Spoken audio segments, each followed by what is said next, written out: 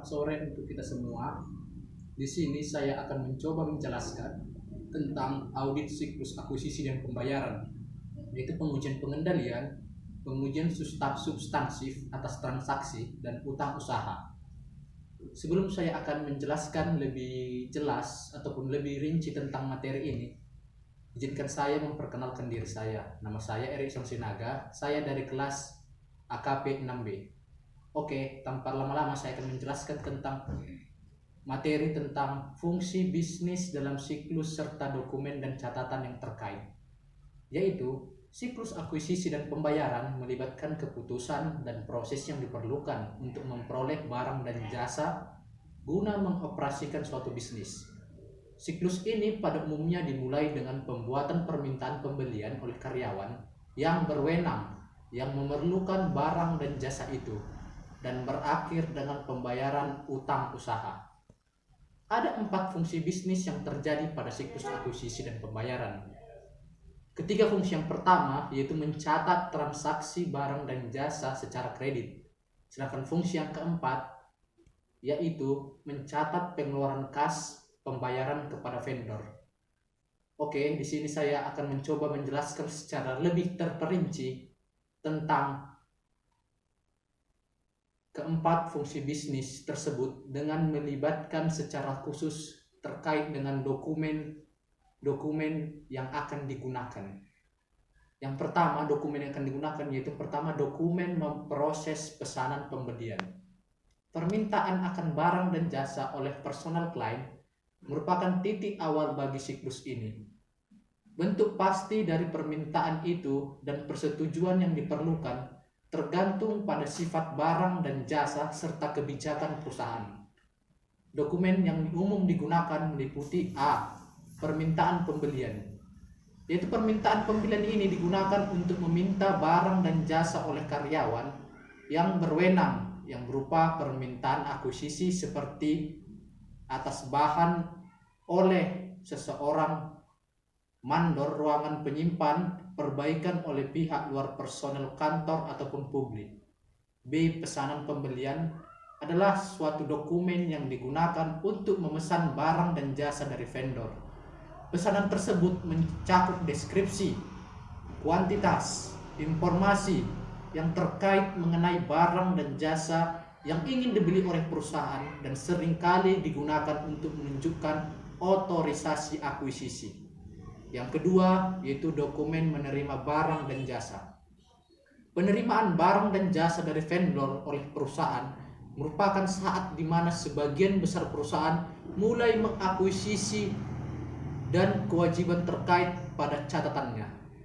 Ketika suatu barang itu diterima, pengendalian memulai akan kewajiban dilakukan pemeriksaan atas deskripsi, kuantitas, dan kedatangan yang tepat waktu, dan kondisi laporan penerimaan adalah kertas ataupun dokumen elektronik yang dibuat pada saat barang diterima.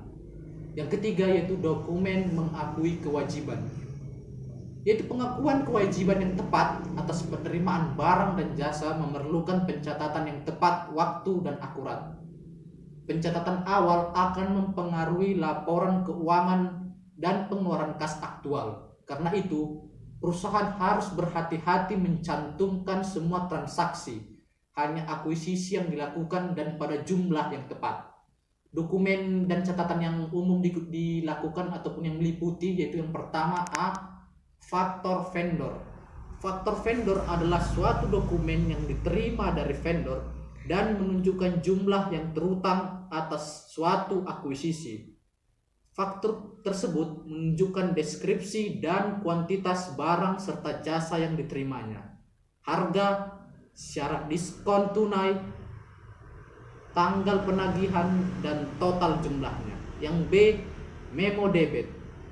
Memo debit merupakan dokumen yang diterima dari vendor dan menunjukkan pengurangan jumlah yang terhutang kepada vendor akibat retur barang ataupun pengurangan yang diberikan. Yang C. Voucher.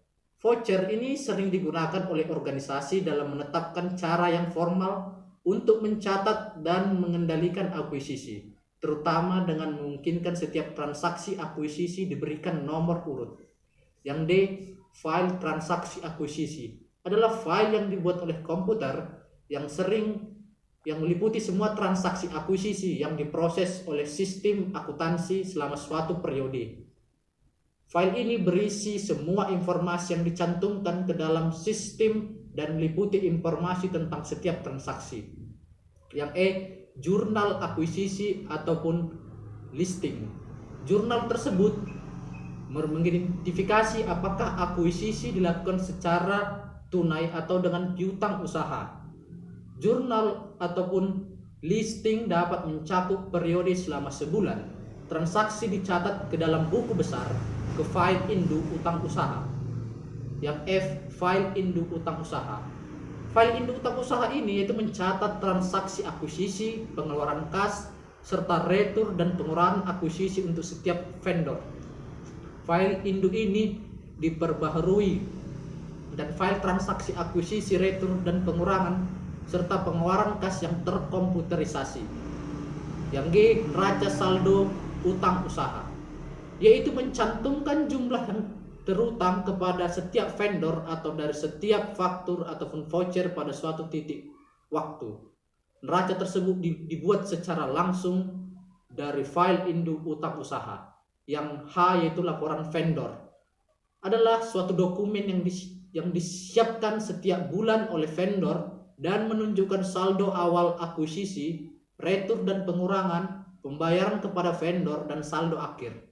Yang terakhir yaitu dokumen mencatat pengeluaran kas, yaitu dokumen mencatat dan pengeluaran kas ini yaitu pembayaran atas pembelian barang dan jasa merupakan aktivitas yang signifikan bagi semua entitas.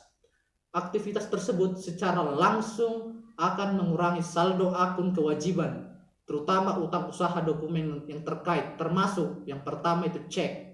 Cek ini pada umumnya digunakan untuk membayar akuisisi ketika pembayaran sudah jatuh tempo. Sebagian besar perusahaan menggunakan cek yang dibuat melalui komputer berdasarkan informasi yang tercantum dalam file transaksi akuisisi pada saat barang dan jasa diterima.